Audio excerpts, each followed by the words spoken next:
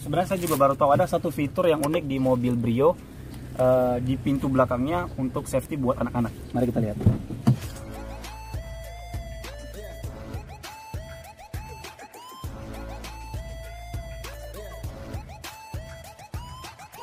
Halo semuanya, balik lagi di segmen Onom Otomotif.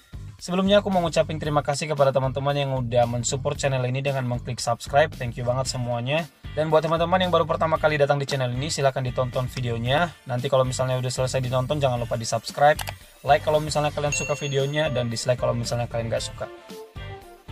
Oke, balik lagi ke topik pembahasan sesuai judul. Hari ini aku mau bahas soal mobil Brio. Tadinya aku mau bikin review mobil Brio, tapi karena review mobil ini sudah terlalu banyak di channel-channel YouTube yang lain, maka di video kali ini saya telah merangkum beberapa kelebihan dan kelemahan daripada mobil Brio.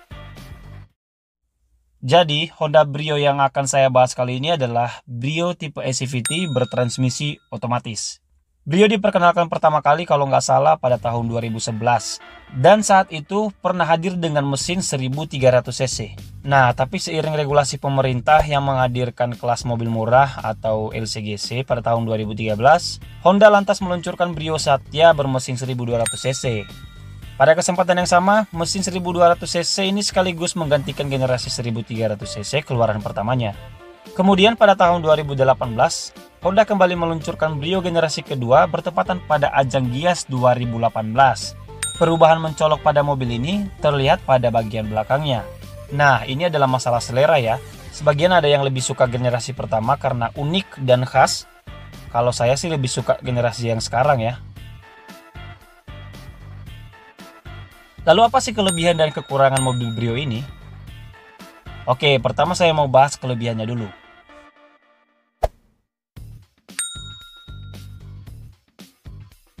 Mobil Brio tipe SCVT ini bentuknya sama persis dengan tipe tertingginya yaitu RS. Jadi, kalau mau dijadikan tampilan RS, tinggal pasang diffuser dan spoiler pada bagian belakang, ganti head unit jadi LCD, ganti velg dan ban. Kemudian kalau mau ya tinggal ditambah aja emblem RS-nya.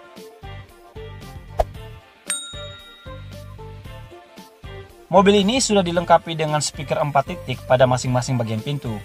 Kualitas suaranya juga oke. Suara bass dan treble-nya pas dan enak buat dengerin musik saat di perjalanan. Yang ketiga adalah easy to drive. Mobil-mobil yang bentuknya minimalis kayak gini enak banget buat dikemudi. Bodinya yang ramping memudahkan kita untuk sekedar memarkir atau memutar balik di jalanan.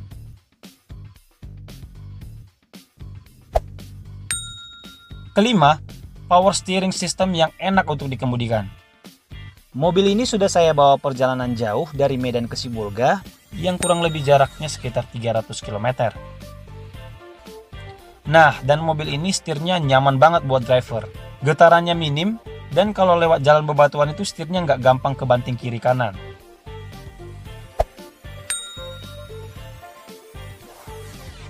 Untuk pengaturan AC-nya sendiri udah termasuk lengkap dengan adanya pengaturan semburan ke arah badan atau ke arah badan dan kaki secara bersamaan.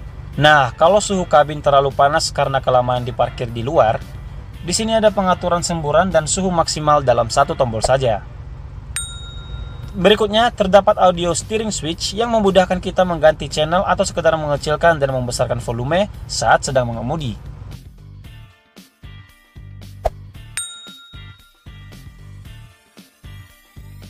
Bangku penumpang belakangnya sudah pakai headrest yang bisa diatur tinggi rendahnya, jadi nyaman banget untuk duduk di bangku belakang.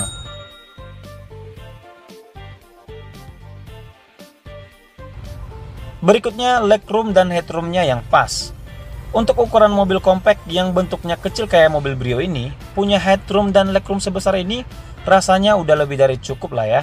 Kecuali kalau tinggi badan kita di atas 180 cm. Mungkin bisa mikir-mikir lagi untuk duduk di bangku belakang seperti ini. Bagasi yang luas. Ya, ruang bagasi mobil Brio generasi kedua ini udah bisa memuat barang-barang seperti beberapa koper, bahkan beberapa galon air minum juga muat di mobil ini. Berikutnya adalah letak ban cadangan yang ada di dalam mobil. Ya, hal seperti ini sangat memudahkan kita, apalagi kalau misalnya di dalam perjalanan kita mengalami kebocoran ban.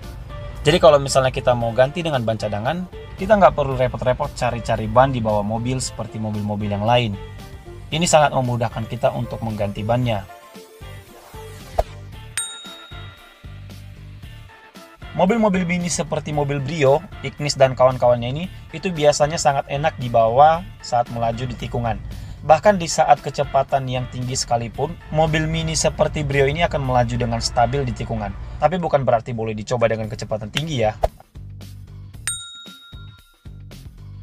Ada satu yang unik nih teman-teman. Sebenarnya saya juga baru tahu ada satu fitur yang unik di mobil Brio di pintu belakangnya untuk safety buat anak-anak. Mari kita lihat. Oke, nah di bagian ini ada satu fitur yang cukup membantu, sangat membantu buat safety pintu buat anak-anak. Jadi kalau misalnya kita tekan di bawah seperti ini, dia pintunya nggak bisa dibuka kalau dari dalam. Jadi cuma bisa dibuka dari luar aja teman-teman. Jadi kalau misalnya kita bawa anak-anak lumayan membantu. Oke, sekarang kita bahas apa aja kelemahan-kelemahan mobil Brio menurut saya.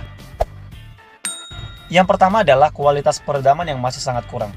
Saya nggak tahu ya, mobil Brio ini dari pabrikan udah dipasangin peredam baik di atapnya, di bawah, di kaki-kaki, ataupun di sisi pintu. Karena waktu mobilnya saya bawa, itu suara antara ban dan aspal sangat terasa di dalam kabin. Belum lagi kalau misalnya saat sedang hujan, itu suara gluduk-gluduk di atap mobil itu sangat kedengaran sekali dan sangat mengganggu di dalam kabin. Nah, mobil Brio tipe SCVT yang kita ambil kemarin, itu katanya warna joknya itu sama semua untuk tipe SCVT-nya. Jadi warnanya itu agak krem, jadi rentan sekali kotor dan gampang terlihat jorok. Dan solusinya adalah kalau misalnya nggak mau terlihat jorok ya segera disarungin aja.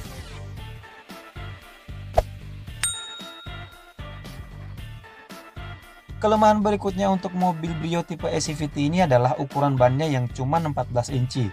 Berbeda dengan tipe RS yang udah 15 inci, velgnya juga masih model velg yang biasa.